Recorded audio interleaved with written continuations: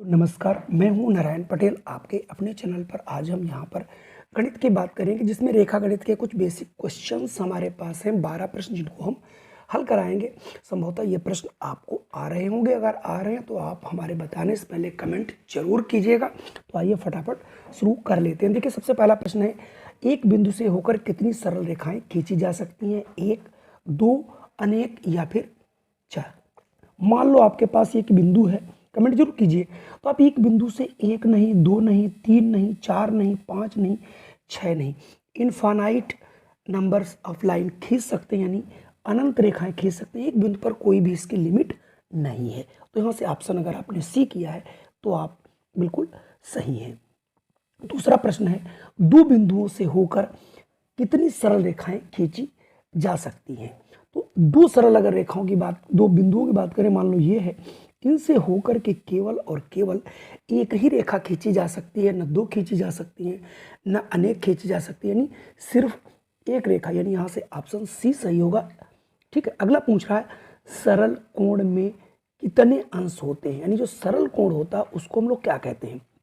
तो सबसे पहली बात तो आपको सरल कोण आना चाहिए। सरल कोण का मतलब हो गया रिजु कोण, रिजु कोण का मतलब हो गया सिंपल कोण, सिंपल कोण का मतलब हो गया 180 डिग्री, मतलब दो समकोण बराबर एक सरल कोण होता है। यानी दो, ये भी आ सकता है प्रश्न, दो समकोण बराबर एक सरल कोण। ठीक है, तो बच्चों, तो और सरल कोण जो होता है वो 180 अंश का होता है। तो यहाँ से तीसरे वाले का जो आंसर है वो आपको डी मिलेगा, यानी 90 डिग्री। अगला पूछ रहा है, निम्नलिखित में से कौन बृहत कोण है? तो बृहत कोण की हमें परिभाषा आनी चाहिए।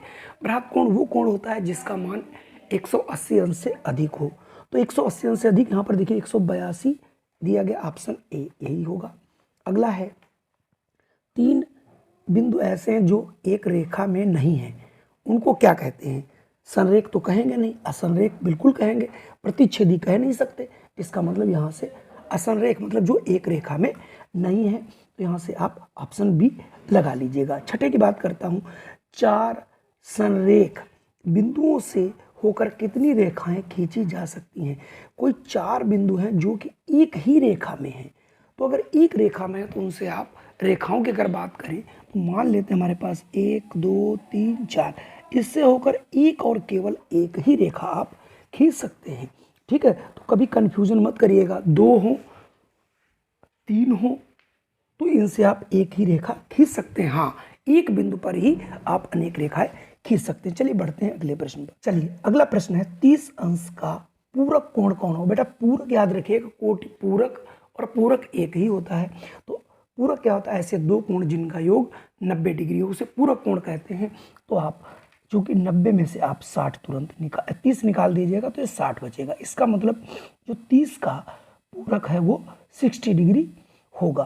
तो इसका मतलब यहाँ से सातवें का सी होगा। अगर मैं बात करूं क्वेश्चन नंबर 8 की, 8 भी बहुत अच्छा प्रश्न है। पूछ रहा है, एक समकोण का 2/3 भाग। तो एक समकोण होता है 90 डिग्री, उसका 2/3 कितने अंश का होगा? तो 90 का माने गुना 2/3, 3 एकम 3, 3 3 9, 3 दूनी 6।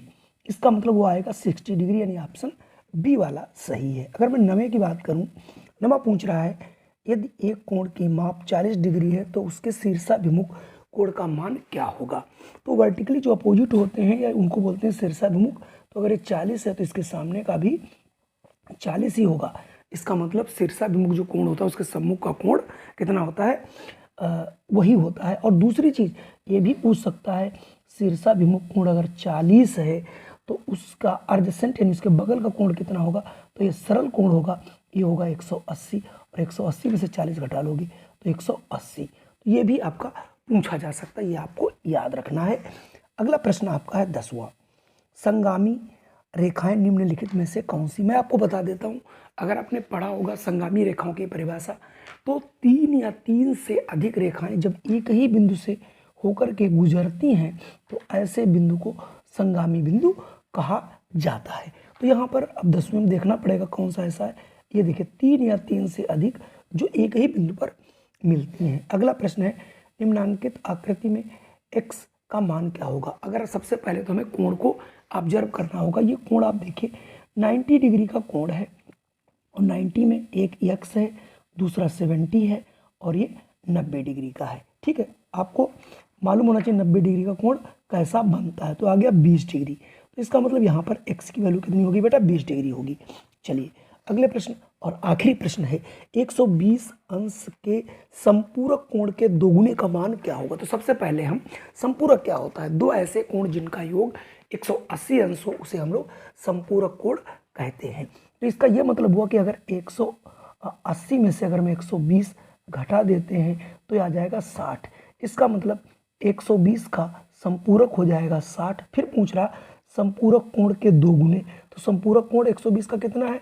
60 और 60 का दोगुना कितना होगा बेटा? 120। यानी ऑप्शन डी वाला सही होगा। कुल मिला के 20 प्रश्न थे, 12 प्रश्न थे।